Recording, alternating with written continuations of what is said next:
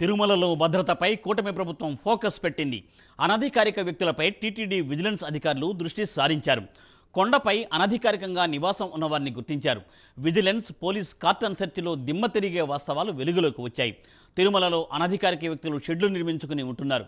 ఆధార్ కార్డులు లేకుండా తప్పుడు చిరునామాలు ఇచ్చినట్లుగా గుర్తించారు. తిరుమల కొండ భద్రతను జగన్ సర్కార్ గాలికి వదిలేసింది.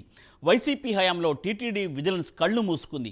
అయితే అనధికారికంగా అంటే సుమారు తిరుమల బాలాజీ నగర్ ప్రాంతంలో చూసుకున్నట్లయితే కేవలం స్థానికులుగా ఉన్న వాళ్ళు మాత్రమే నివసించే ప్రాంతం అది. ముఖ్యంగా అక్కడ పనిచేసే అంటే శ్రీవారి ఆలయంలో పనిచేసే వాళ్ళు కావచ్చు, అక్కడ షాపులు పెట్టుకున్న వారు, అక్కడ లోకల్స్ వారు ఉండే మాత్రమే అక్కడ అవకాశం ఉంటుంది. కానీ ఏదైతే గత ప్రభుత్వంలో చూసుకున్నట్లయితే గత కాంట్రాక్టర్ల చొరవతో తిరుమలకి చాలామంది ఫ్యామిలీలు అంటే బయట నుంచి కార్మికులు భారీ స్థాయిలో అక్కడికి చేరుకోవడం, కొంతమంది అనధికారికంగా అక్కడే షెడ్లలో నిర్మించుకొని అక్కడే ఉండడం అంటే ప్రధానంగా చూస్తే గత ప్రభుత్వంలో పూర్తిగా అధికారులు అయితే ఉంది. ముఖ్యంగా సుమారు గతంలో ఇంజనీరింగ్ శాఖకు సంబంధించినటువంటి పనులు చేపట్టేందుకు వచ్చినటువంటి కార్మికులు సుమారు బాలాజీ నగర్ నివాసం ఉన్న ప్రాంతానికి వెనుకవైపు సుమారు 65 నుంచి 75 షెడ్లు దాకా అక్కడ వేసుకున్నట్లయితే పూర్తిగా విజిలెన్స్ విచారణలో అయితే తేలింది. దీనికి సంబంధించి వాళ్ళు అక్కడ వర్క్ అయిపోయినప్పటికీ ఇంకా అక్కడే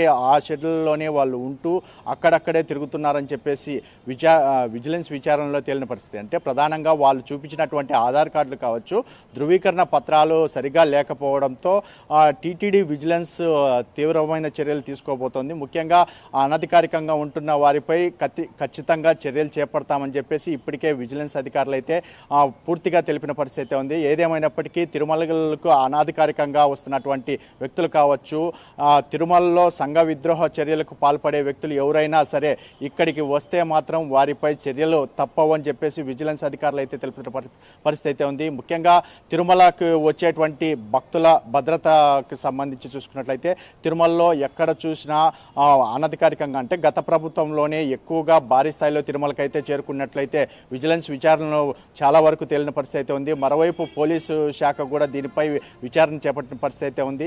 ఏదేమైనప్పటికీ తిరుమలలో జరుగుతున్నటువంటి కార్యక్రమాలు, అసాంఘిక కార్యక్రమాలు కావచ్చు, మరోవైపు ఎవరైనా తమకు సంబంధించినటువంటి ధృవీకరణ పత్రాలు లేకుండా ఆ ప్రాంతాలకు చేరుకున్నా అక్కడ ఉన్నా కానీ వారిపైన కఠిన చర్యలే తీసుకుంటామని చెప్పేసి ఏదైతే chief vigilance security office Sridhar అయితే తెలిపిన పరిస్థితి ఉంది.